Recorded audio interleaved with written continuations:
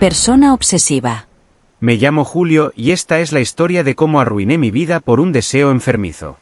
Vengo de un pueblo pequeño en Michoacán. De joven era un chico bastante retraído y solitario. Vivía obsesionado con mi vecina Margarita, una muchacha muy alegre y bonita de mi misma edad. Yo la observaba en secreto, fantaseando con que algún día sería mi novia. Cuando cumplí 18 años, me mudé a la Ciudad de México para estudiar. Margarita también se fue a vivir a la capital poco después. Pasaron los años y nunca tuve el valor de acercarme a ella. Un día supe que se había casado con un buen hombre. Yo me sentí destrozado y mi obsesión por ella solo creció. Mis días comenzaron a girar completamente en torno a ella, Margarita, la fuente de mi enfermiza fascinación. Empecé a seguirla de una manera que solo puede ser descrita como furtiva, siempre desde las sombras, asegurándome de que ella no notara mi presencia. Mi bolsillo siempre portaba una pequeña cámara, y cada vez que la veía, una parte de mí se paralizaba mientras otra parte, compulsivamente, comenzaba a tomar fotos de sus movimientos, su sonrisa, la forma en que movía el cabello detrás de su oreja. La obsesión creció a tal punto que tomé una decisión que cambiaría mi rutina diaria. Conseguí un empleo como guardia de seguridad en un edificio de oficinas. No era cualquier edificio, sino el que albergaba la empresa donde ella trabajaba. Mi justificación fue simple pero perturbadora. Estar cerca de ella, observarla sin levantar sospechas, formar parte de su mundo aunque fuera desde la periferia. Cada tarde, cuando el reloj marcaba la hora de su salida, mi verdadera tarea comenzaba. Me escondía detrás de columnas o me mezclaba con el flujo de personas, siempre con mi cámara lista. Grababa vídeos de ella caminando hacia la parada de autobús, hablando con sus amistades, riendo. Esos vídeos se convirtieron en mi obsesiva colección, visionados una y otra vez en la soledad de mi pequeña habitación. Las noches eran lo más difícil. La soledad y el deseo me consumían, y me encontraba a mí mismo volviendo a esos vídeos, sumiéndome más y más en un ciclo de autocomplacencia y culpa que parecía no tener fin. Cada vez que lo hacía, una parte de mí se sentía más perdida, más desconectada de la realidad. Era como si cada repetición de esos vídeos me alejara más de cualquier posibilidad de una vida normal, arrastrándome más profundo en mi propio laberinto de obsesión y desesperación. Un día, mientras me encontraba en mi puesto de guardia, observé algo que capturó mi completa atención. Margarita y su esposo en medio de una acalorada discusión justo afuera del edificio. Desde mi posición, no podía escuchar las palabras exactas, pero la tensión entre ellos era evidente. Él gesticulaba con frustración, y ella, visiblemente angustiada, trataba de calmar la situación. Al verla vulnerable y angustiada, algo dentro de mí se encendió. Vi una fisura en su vida perfecta, y mi mente enferma pensó que era mi oportunidad. A partir de ese día, mi obsesión tomó un nuevo rumbo. No solo la seguía y la observaba de lejos, sino que también comencé a dejarle notitas anónimas. Eran pequeños pedazos de papel que deslizaba en su bolso, su mesa de trabajo cuando nadie miraba, o en el parabrisas de su auto. En ellas, escribía confesiones de un admirador secreto y que la amaba y deseaba su felicidad. Pensaba que, tal vez, si ella sentía que alguien más la valoraba, se daría cuenta de que merecía más de lo que tenía. Sin embargo, mi comportamiento tuvo el efecto contrario al que esperaba. Margarita comenzó a mostrarse nerviosa, miraba constantemente sobre su hombro mientras caminaba a casa o hacia su trabajo. Sus conversaciones telefónicas se volvían susurros cuando mencionaba el tema de las notas. Lo que había imaginado como un gesto romántico se convirtió en una fuente de terror para ella. Mi intento de acercarme solo sirvió para empujarla más hacia el abismo de miedo y desconfianza. La situación se intensificó con cada nota que dejaba. Aunque parte de mí se regocijaba al ver que mis palabras tenían un impacto, otra parte se retorcía de culpa al ver el miedo en sus ojos. Pero la obsesión había eclipsado cualquier rastro de razón. Estaba demasiado sumido en mi propio delirio para reconocer el daño irreparable que estaba causando. Esa noche, la obsesión que había venido cultivando durante tanto tiempo cruzó un límite del que no había retorno.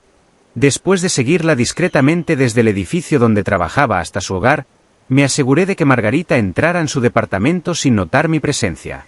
Mi corazón latía con fuerza, pero mi mente estaba decidida. Con unas llaves maestras que había adquirido a través de conexiones poco escrupulosas en el mercado negro, desbloqueé la puerta de su departamento con un temblor en las manos que no provenía del frío. Una vez dentro, el silencio era tétrico. La luz de la luna filtrada a través de las cortinas arrojaba sombras suaves sobre los muebles, creando un paisaje surrealista que parecía sacado de un sueño. Me moví con cuidado, evitando cualquier ruido que pudiera despertarla. El piso bajo mis pies nunca había parecido tan ruidoso, cada paso un potencial delator de mi presencia no deseada. Al llegar a su habitación, la vi allí, dormida y ajena a la intrusión. Su respiración era tranquila, un contraste marcado con el torbellino de emociones que me consumía. Me acerqué a su cama lentamente, mi respiración contenida, el corazón golpeando en mi pecho como un tambor de guerra. Extendí la mano con una mezcla de deseo y desesperación, y acaricié su cara con la suavidad de una caricia fantasmal. En ese momento, Margarita despertó. Sus ojos, inicialmente nublados por el sueño, se abrieron de golpe al sentir un contacto inesperado. Su primer instinto fue el miedo, el tipo visceral que surge en la oscuridad cuando uno se imagina un ladrón o peor. Pero cuando sus ojos se ajustaron a la poca luz y me reconoció, su miedo se transformó en un horror absoluto. El grito que estaba a punto de escapar de su garganta se ahogó en un susurro de terror. Su rostro, iluminado débilmente por la luz de la luna, era la viva imagen del espanto. En ese instante, el tiempo pareció detenerse. La realidad de mis acciones cayó sobre mí con un peso devastador. Lo que había comenzado como una obsesión enfermiza había cruzado la frontera hacia un acto imperdonable, un asalto a su seguridad y privacidad. Pero el daño estaba hecho, y el abismo de consecuencias ya se abría ante mí. Tras aquel momento de horror absoluto, algo inesperado ocurrió. Margarita, paralizada y evidentemente aterrada, no gritó ni pidió ayuda. En lugar de eso, comenzó a hablar, quizás impulsada por el shock o por el deseo de entender qué estaba ocurriendo. Yo, consumido por la culpa y el remordimiento, intenté explicarme, balbuceando disculpas y razones que ni yo mismo entendía completamente. A medida que la conversación se extendía, el ambiente se fue llenando de una tensión extraña, mezcla de miedo, confusión y una necesidad de conexión humana. En un impulso irracional, abrí una botella de alcohol que encontré en su cocina. Bebimos, quizás ambos buscando alivio en la anestesia del licor. La bebida aflojó las tensiones, y de alguna manera, empezamos a bailar en su sala, moviéndonos torpemente entre la confesión y el olvido temporal. La noche se deslizó en una neblina de alcohol, música suave y conversaciones entrecortadas que ni ella ni yo recordaríamos con claridad al día siguiente. En mi distorsionada percepción, me engañé pensando que estábamos compartiendo un momento de comprensión mutua. Sin embargo, la realidad se estrelló contra nosotros cuando su esposo llegó inesperadamente. Al abrir la puerta y encontrarnos juntos, su expresión se transformó de sorpresa a ira. No hubo tiempo para explications.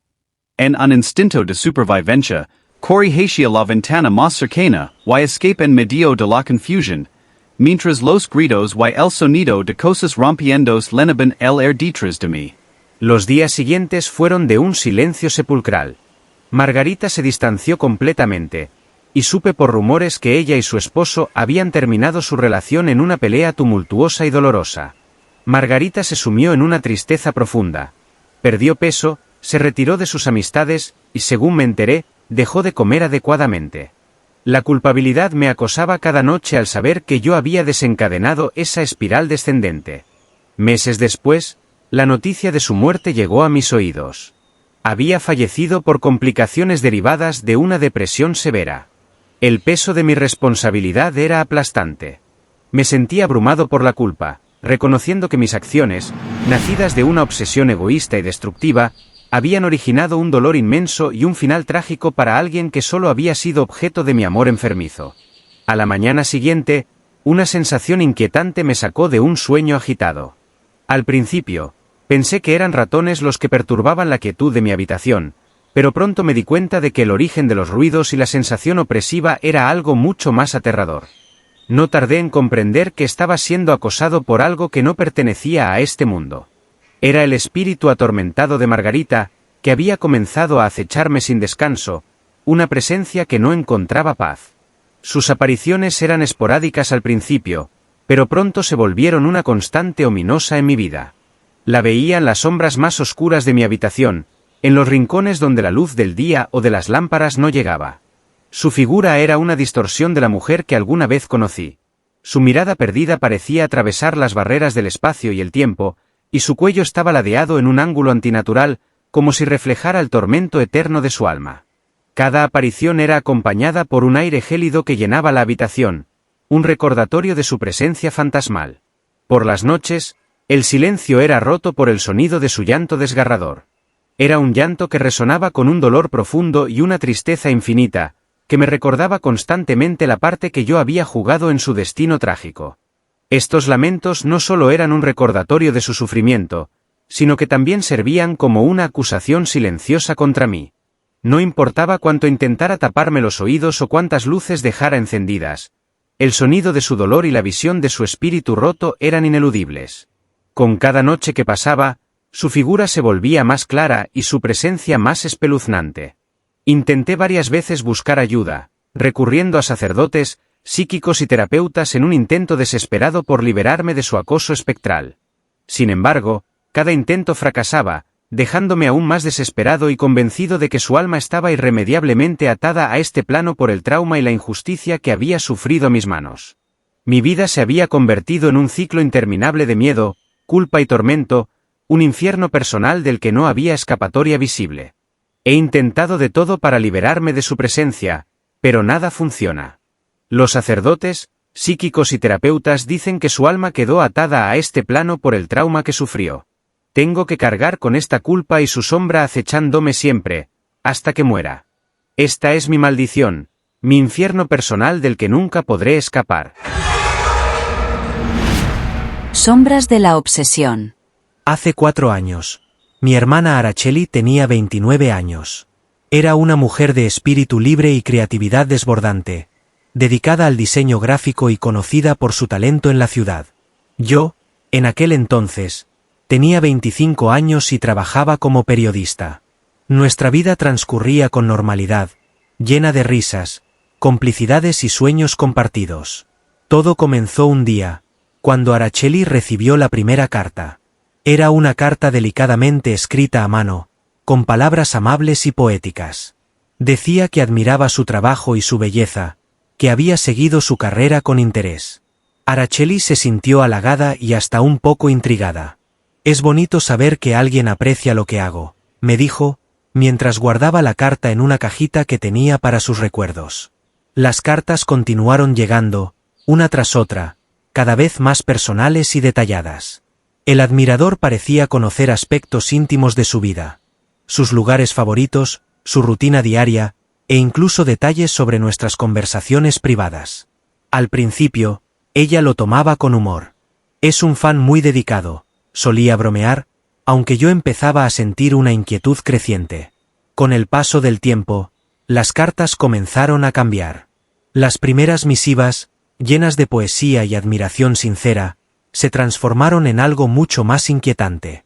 El tono, que al principio había sido dulce y casi romántico, empezó a adquirir matices de desesperación y obsesión. Las palabras se volvieron más urgentes, más posesivas. Recuerdo claramente una carta en particular que leí junto a Araceli. La letra, aunque hermosa, reflejaba una intensidad que nos dejó heladas. «No puedo dejar de pensar en ti», decía al principio, una frase que, aunque halagadora, tenía un trasfondo inquietante. Continuaba con «Eres todo para mí», una declaración de amor que, en otro contexto, podría haber sido conmovedora, pero que aquí sonaba como una advertencia. La última frase fue la que realmente nos inquietó: «Tengo que verte». Esa necesidad casi imperativa nos hizo sentir que el admirador no aceptaría un no por respuesta. Araceli comenzó a sentirse incómoda. Lo noté en su forma de comportarse, más reservada y menos confiada. Las cartas, que solía leer con una mezcla de curiosidad y diversión, ahora las abría con manos temblorosas y las leía con una expresión de creciente ansiedad. Una noche, mientras compartíamos una taza de té en la cocina, me confesó lo que sentía. «Es como si me estuviera vigilando», me dijo, sus palabras apenas un susurro. La miré y vi en sus ojos algo que nunca antes había visto. Una sombra de miedo profundo, un reflejo de vulnerabilidad que jamás había asociado con mi hermana, siempre tan segura y valiente. Esa noche fue la primera vez que entendí la magnitud de lo que estábamos enfrentando.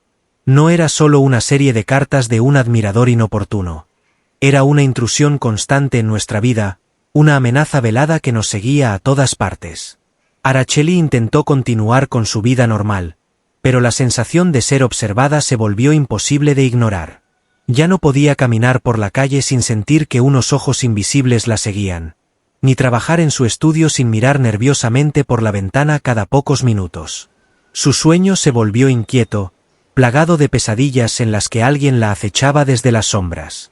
A medida que las cartas se volvieron más intensas, también lo hicieron los sentimientos de temor y frustración en Araceli. A menudo la encontraba mirando fijamente al vacío, perdida en pensamientos oscuros. Intenté confortarla, asegurarle que todo estaría bien, pero la verdad es que yo también empezaba a sentirme atrapada en una red de paranoia y miedo. La transición de la admiración a la obsesión había sido tan gradual que casi no nos dimos cuenta hasta que fue demasiado tarde. Lo que una vez fue una curiosidad ahora era un miedo constante, una certeza de que alguien, en algún lugar, no la dejaría en paz hasta tenerla. Intentamos ignorar las cartas, fingiendo que todo estaba bien. Nos convencíamos de que si no les prestábamos atención, el admirador eventualmente se cansaría y desaparecería. Sin embargo, no podíamos escapar de la sensación de ser observadas. Era como si una sombra invisible nos siguiera a cada paso, sus ojos siempre fijos en nosotras, pero nunca revelándose. El admirador parecía estar en todas partes y en ninguna. Siempre un paso por delante, siempre invisible. Esta constante presencia nos mantenía en un estado de alerta perpetua. Mirábamos sobre nuestros hombros, cerrábamos las cortinas y evitábamos salir solas después del anochecer. Pero por más que intentáramos mantener la normalidad, el miedo seguía allí, agazapado en el fondo de nuestras mentes. La situación se volvió aún más inquietante cuando la obsesión del admirador comenzó a manifestarse de manera tangible. Un día, al abrir la puerta por la mañana, encontramos un ramo de flores frescas en el umbral. Las flores eran hermosas, pero el hecho de que alguien las hubiera dejado allí sin que nosotras lo notáramos era profundamente perturbador. Intentamos no darle demasiada importancia, pero no pudimos evitar sentir una creciente incomodidad. El siguiente regalo fue un libro. No cualquier libro, sino uno que Araceli había mencionado casualmente en una conversación conmigo hacía solo unos días. ¿Cómo podría saber eso?, me preguntó, su voz temblando ligeramente mientras sostenía el libro entre sus manos. No tenía respuesta para ella. Era como si el admirador hubiera estado escuchando cada palabra, cada susurro. La gota que colmó el vaso fue un collar. Un delicado colgante de plata con el nombre de Araceli grabado en él. Encontrarlo en nuestra puerta fue un golpe directo a nuestra tranquilidad. El admirador no solo sabía detalles íntimos de nuestras vidas, sino que ahora estaba haciendo gestos que implicaban un acceso cercano y personal a nosotras. La sensación de ser observadas se intensificó, transformándose en una certeza escalofriante. Cada uno de estos regalos, aparentemente inofensivos por sí mismos, eran en realidad mensajes claros de la presencia del admirador en nuestra vida. No podíamos ignorar el hecho de que este desconocido no solo estaba obsesionado con Araceli, sino que también tenía la capacidad y el deseo de invadir nuestro espacio personal. Estos gestos, lejos de ser románticos, eran amenazas veladas. Cada flor, cada libro, cada joya, no eran más que recordatorios constantes de que no estábamos solas, de que había alguien ahí fuera, siempre cerca, siempre vigilante. El miedo se instaló permanentemente en nuestra casa, una presencia invisible y opresiva que nos robó la paz y la seguridad. Nos dimos cuenta de que no podíamos seguir fingiendo que todo estaba bien. La obsesión del admirador había cruzado una línea peligrosa, y nuestras vidas nunca volverían a ser las mismas. Decidimos denunciar la situación a la policía, pero sin pruebas concretas, poco podían hacer. Araceli intentó cambiar su rutina, ser más cautelosa, pero las cartas seguían llegando, más insistentes, más amenazantes. No puedes esconderte de mí, decía una. Siempre estaré cerca. El miedo se convirtió en una presencia constante en nuestra vida, una sombra que nos seguía a todas partes. Una noche, Araceli encontró una carta diferente a todas las demás. No estaba en el buzón en ahí bajo la puerta. Estaba en su almohada. La letra, reconociblemente la misma, ahora era caótica y desesperada. Estoy aquí. No te dejes ir. Fue el punto de quiebre. Nos dimos cuenta de que el admirador no solo sabía todo sobre ella, sino que también había estado dentro de nuestra casa. Desde ese momento, el miedo se transformó en terror. Araceli ya no podía dormir tranquila, y yo tampoco. Las noches se convirtieron en un desfile interminable de pensamientos oscuros y preocupaciones. Cualquier sonido en la oscuridad nos hacía saltar, y el silencio se volvió opresivo, cargado con la posibilidad de que algo terrible estaba por suceder. Vivíamos en un estado de alerta constante, esperando el siguiente movimiento del vigilante en la sombra. Cada día que pasaba sin recibir una carta o un regalo no era un alivio, sino una pausa tensa en la que imaginábamos lo peor. Nos sentíamos atrapadas, sin saber hasta dónde llegaría su obsesión, ni qué estaría dispuesto a hacer para estar con ella. Las ventanas siempre cerradas, las puertas con doble seguro, las luces exteriores encendidas toda la noche, eran intentos inútiles de sentirnos seguras. El hogar, que antes era nuestro refugio, se había convertido en una prisión. Cada rincón parecía esconder una amenaza, cada sombra se volvía un posible escondite para el vigilante. Esa obsesión, que había comenzado como una admiración inofensiva, se había convertido en una amenaza real, un peligro que no podíamos controlar. El cambio fue sutil al principio. Las primeras cartas, con su tono halagador, parecían inocuas, pero con el tiempo revelaron un control y una vigilancia sobre nuestras vidas que nos dejó indefensas. La transición de la curiosidad al miedo fue lenta pero inevitable. Cada carta, cada regalo, cada mirada furtiva por encima del hombro construía un terror que no podíamos sacudirnos. Hasta que te do lo que cuidaba era un paver silencioso y omnipresent. La certeza de que alguien nos acechaba, dispuesto a cualquier cosa para no perder de vista a Araceli. El miedo inicial, que habíamos tratado de racionalizar y manejar, se había transformado en algo mucho más profundo y visceral. Sabíamos que esta persona no se detendría ante nada, y ese conocimiento nos carcomía por dentro. Las conversaciones se llenaban de especulaciones sobre la identidad del vigilante, de estrategias para mantenernos seguras, y de la creciente desesperación que sentíamos. ¿Qué quiere de mí?, solía preguntar Araceli, su voz quebrada por la angustia. Y la verdad era que no lo sabíamos. Solo podíamos imaginar sus intenciones, cada cual más aterradora que la anterior. La presencia de ese admirador se había infiltrado en cada aspecto de nuestras vidas, convirtiendo lo cotidiano en una serie de pruebas para nuestra cordura y seguridad. Vivíamos esperando el siguiente movimiento, conscientes de que cada día podía ser el día en que cruzara una nueva línea, que tomara una decisión irreversible. La incertidumbre era un veneno lento, corroyendo nuestra tranquilidad y reemplazándola con un miedo paralizante. Era como si una sombra hubiera caído sobre nuestra existencia, oscureciendo todo lo que antes había sido brillante y seguro. Cada pequeña rutina, cada intento de mantener una apariencia de normalidad, estaba teñido por el terror. Sabíamos que nuestra vida nunca volvería a ser la misma.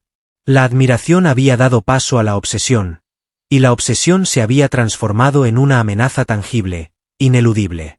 Vivíamos bajo el constante acecho de un vigilante en la sombra, cuya presencia, aunque invisible, era innegablemente real y devastadora. La policía pudo hacer poco para ayudarnos, así que recurrimos a un tío con conexiones en el bajo mundo. No daré detalles, pero ahora podemos andar tranquilas, sabiendo con certeza que no volverá a enviar una carta. El perfume del recuerdo.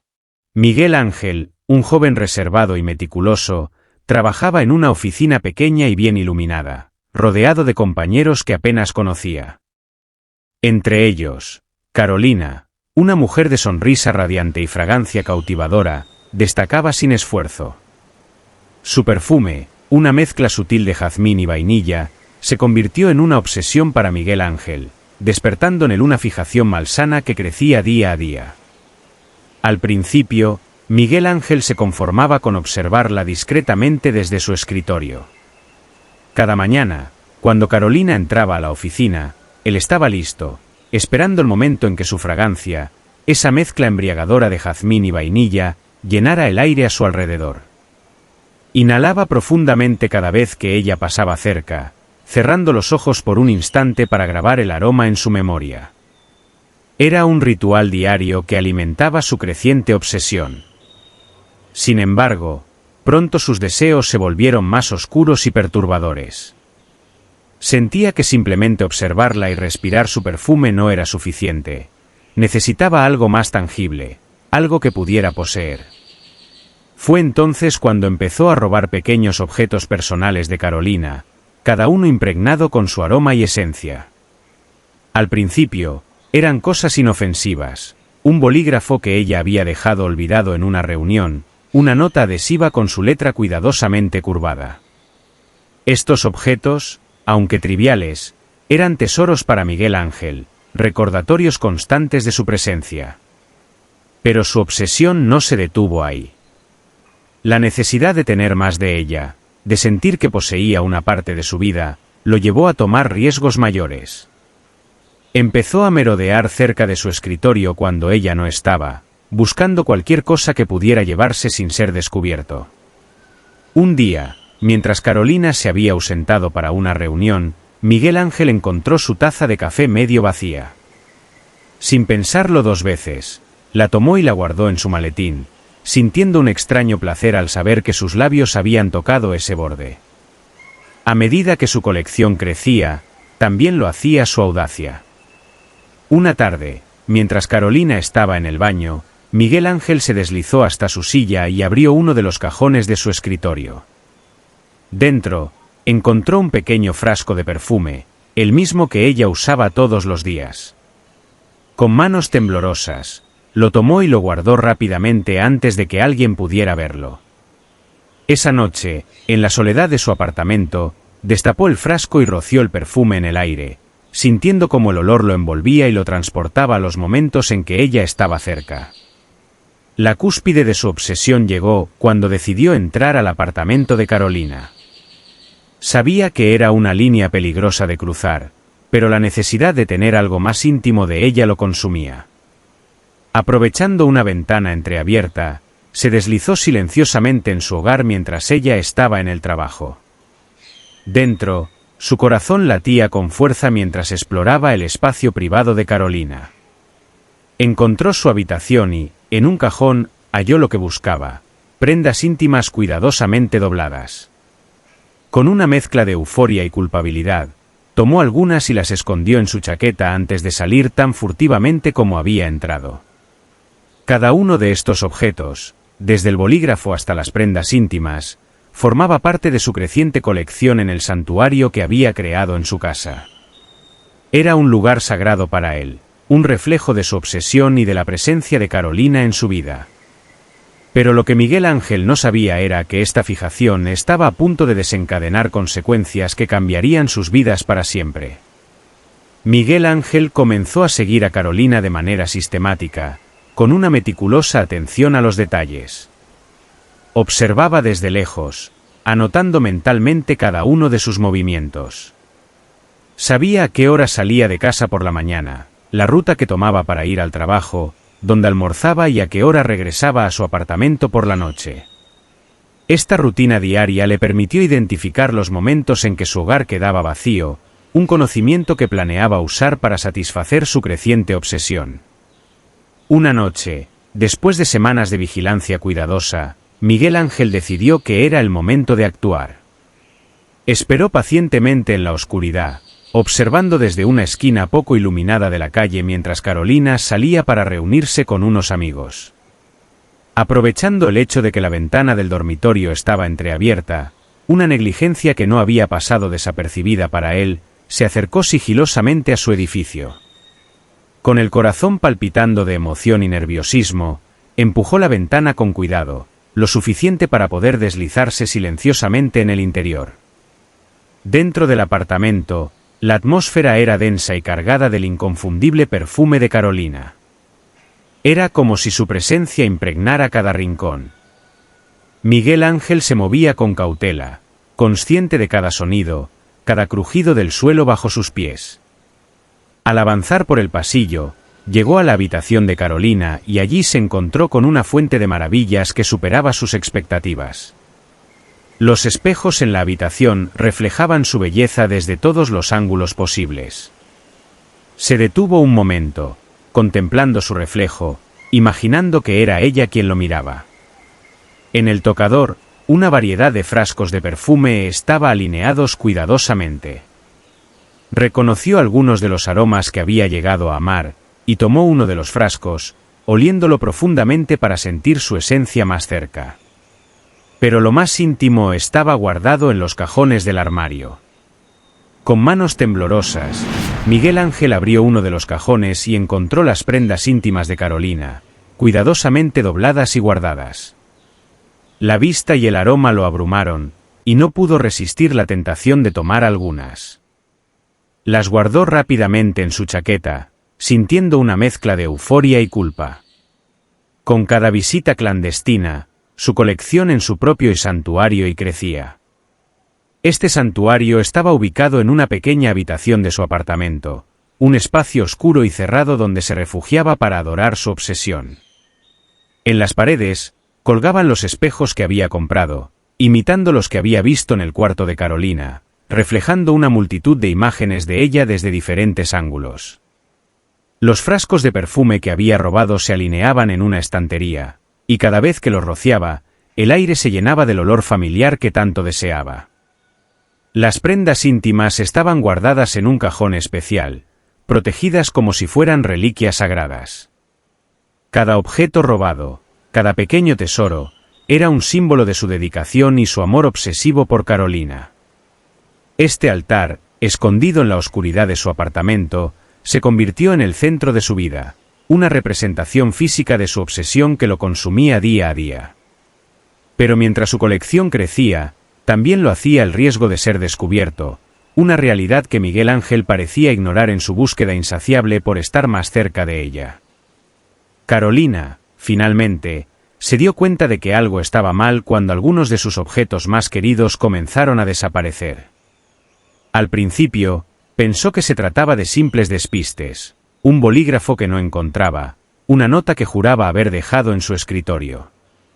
Sin embargo, cuando objetos más personales, como su perfume favorito y un par de pendientes de su abuela, también desaparecieron, supo que no era una simple coincidencia. La sensación de ser observada empezó a invadir su vida diaria. A veces, sentía una mirada persistente sobre ella en la oficina, como si alguien la vigilara con demasiada atención. Fue entonces cuando sus pensamientos se dirigieron hacia Miguel Ángel. Su comportamiento extraño y evasivo no había pasado desapercibido para ella.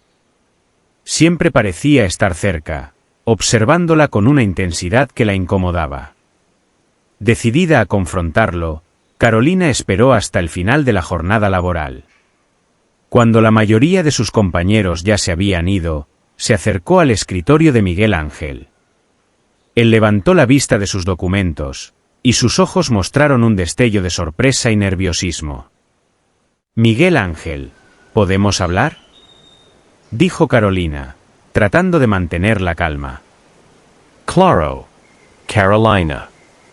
«¿Qué pasa?», respondió él, intentando sonar despreocupado, pero su voz tenía un temblor apenas perceptible. Carolina tomó aire y fue directa al grano. «He notado que han desaparecido algunas cosas de mi escritorio y de mi casa. Cosas personales. Y, bueno, no puedo evitar pensar que tú podrías estar involucrado. Has estado actuando de forma extraña». La confrontación fue tensa. Miguel Ángel negó todo vehementemente, su rostro adoptando una máscara de inocencia ofendida. «¿Qué estás diciendo? ¿Me estás acusando de robar tus cosas? Eso es ridículo, Carolina». Pero sus ojos, esos ojos que ella había sentido sobre ella tantas veces, traicionaban su verdadera naturaleza. En ellos había un brillo de miedo, una sombra de culpabilidad que no podía ocultar. No sé por qué piensas eso, pero estás equivocada, insistió, su voz ganando un tono defensivo. Carolina, viendo la desesperación y el engaño en sus ojos, sintió un escalofrío recorrer su espalda. No había duda en su mente de que Miguel Ángel era responsable. La sensación de invasión a su privacidad y el miedo a lo desconocido la sobrecogieron. Desesperada y sin saber qué más hacer, Carolina acudió a la policía. Contó todo, desde las desapariciones de sus objetos personales hasta sus sospechas sobre Miguel Ángel. La policía tomó su denuncia en serio y comenzó una investigación. Pronto, la oficina se llenó de rumores y miradas de sospecha dirigidas hacia Miguel Ángel. La presión aumentaba cada día, y él podía sentir que el cerco se estrechaba alrededor de él. Miguel Ángel, al enterarse de la denuncia, supo que debía actuar rápidamente. La noticia le llegó a través de murmullos en la oficina y las miradas sospechosas de sus compañeros. No lo tomo mucho tiempo comprender que la situación se estaba volviendo insostenible, y que su tiempo se agotaba. Sabía que la policía pronto vendría por él, y la perspectiva de perder su libertad, peor aún, su acceso a Carolina, lo llenaba de terror. Una noche lluviosa, cuando las sombras se alargaban y el sonido de la lluvia golpeaba con fuerza las ventanas, Miguel Ángel tomó su decisión. Empacó lo esencial en una mochila, dinero en efectivo, documentos falsificados que había preparado para una emergencia y algunos de los objetos más preciados de su santuario. Con el corazón latiendo a un ritmo frenético, abandonó su apartamento, dejando atrás su trabajo, su vida y su nombre. Se trasladó a otra ciudad, adoptando una nueva identidad. Ahora era Alejandro, un hombre con un pasado inventado y una vida completamente distinta. Para el mundo, Miguel Ángel había desaparecido sin dejar rastro. Pero su obsesión por Carolina no podía ser erradicada tan fácilmente. La necesidad de estar cerca de ella, de poseer algo de su esencia, seguía ardiendo dentro de él. Con su nueva identidad, Alejandro se mantuvo cerca de Carolina, observándola desde las sombras. Rentó un pequeño apartamento no muy lejos del suyo y se convirtió en una figura constante, pero invisible, en su vida diaria. Seguía sus movimientos con una precisión escalofriante, aprendiendo cada detalle de su rutina. Observaba cuando salía y regresaba, qué tiendas frecuentaba, con quién hablaba. Incluso instaló dispositivos de escucha en lugares estratégicos para poder seguir sus conversaciones. Alejandro adoptó una vida discreta, evitando cualquier comportamiento que pudiera atraer la atención. Trabajaba en empleos temporales que no requerían demasiada interacción social y siempre mantenía un perfil bajo. Sin embargo, en su tiempo libre, dedicaba sus esfuerzos a seguir y vigilar a Carolina. Cada día que pasaba, su deseo de poseer más de ella se intensificaba. Durante semanas, observó y esperó, siempre al acecho, buscando el momento adecuado para aumentar su colección. Cada vez que Carolina salía, Alejandro se aseguraba de estar cerca, aprovechando cualquier oportunidad para tomar algo de su pertenencia sin ser detectado. Su habilidad para moverse en las sombras y evitar ser visto le permitía mantener su obsesión viva sin levantar sospechas. A veces, Alejandro se acercaba peligrosamente a Carolina, casi a punto de rebelarse, pero siempre se detenía en el último momento. Sabía que la paciencia era clave, que cualquier movimiento precipitado podría arruinar todo. Su mente estaba atrapada en un ciclo interminable de deseo y miedo, de anhelo y autocontrol. La obsesión de Alejandro por Carolina no era simplemente un deseo de posesión, era una necesidad enfermiza de sentir que una parte de ella le pertenecía. Su colección, ahora oculta en su nuevo hogar, seguía creciendo lentamente. Cada objeto robado, cada pequeño trofeo, alimentaba su obsesión, manteniendo viva la llama de su fijación perturbadora. Y así, Alejandro continuaba su vigilancia, siempre presente, siempre en las sombras, esperando el momento perfecto para añadir un nuevo trofeo a su altar de obsesión. La historia de Miguel Ángel no había terminado, solo había tomado un nuevo y oscuro capítulo. Lo más perturbador de esta historia es que te la cuenta alguien que ha vivido cada detalle, alguien que aún guarda el perfume del recuerdo con devoción. Ustedes se preguntarán cómo sé tanto sobre Miguel Ángel. Pues Alejandro y Miguel Ángel soy yo. Sí, soy Miguel Ángel, el hombre que comenzó esta oscura travesía. Mi obsesión por Carolina creció hasta el punto de consumir mi vida por completo. Si te gustaron estos relatos, dale like, suscríbete y comparte. Mira a continuación estos relatos que también están muy interesantes.